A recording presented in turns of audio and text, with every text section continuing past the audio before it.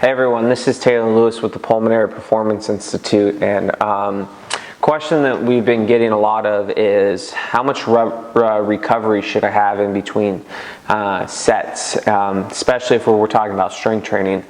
Well, the answer that no one really likes to hear is it all depends, because once again, everyone's a little bit different. So you have your novice lifters to your advanced lifters, and everyone's muscle tissue is going to be a little bit different when we're talking about, are they have more fibers that are endurance based? Do they have more fibers that are more anaerobically or power based?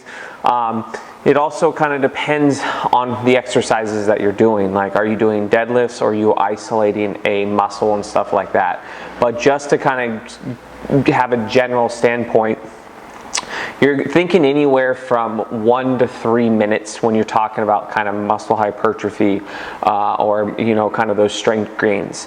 Now, as you start to go for power and stuff like that, that's going to be a little bit different. Or absolute strength, that's going to be a little bit different. You're going to need a little bit more recovery.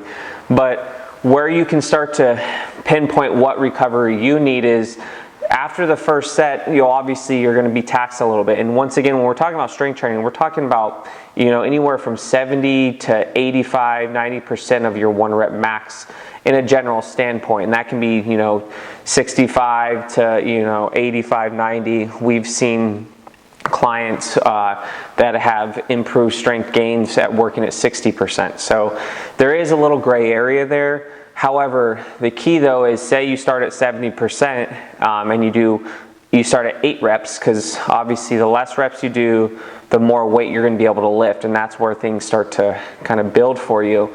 But say the first set and you're doing squats, you get 8 reps and you're like, okay, that was good, I couldn't do any more in a sense.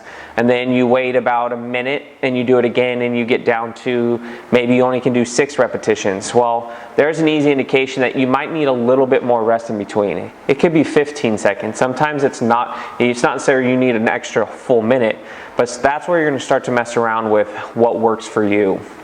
As you start to lift more, what's going to happen too is you're going to be having more sets, and each exercise or each set that you do, you may not have the same amount of rest period, because the first set you do in back squats is going to feel great.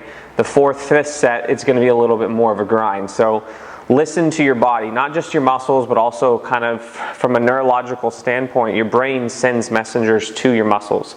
So you want to take into consideration that you need your neurological system as well to recover. So that's kind of the key there. Just write it down, mess around with it, and just understand everything's not going to be linear. There's going to be days where you're going to need a little bit more rest, because it could be exacerbations, you could be sick, you physically or mentally just not there. Take that into consideration. That may be something where you're going to kind of pull back a little bit. You always listen to your body, because it's going to kind of tell you what you're going to be able to do. Yes, it's a mental game, but your body also needs to recover. And also, when you are targeting a region, make sure you at least give it 24 hours.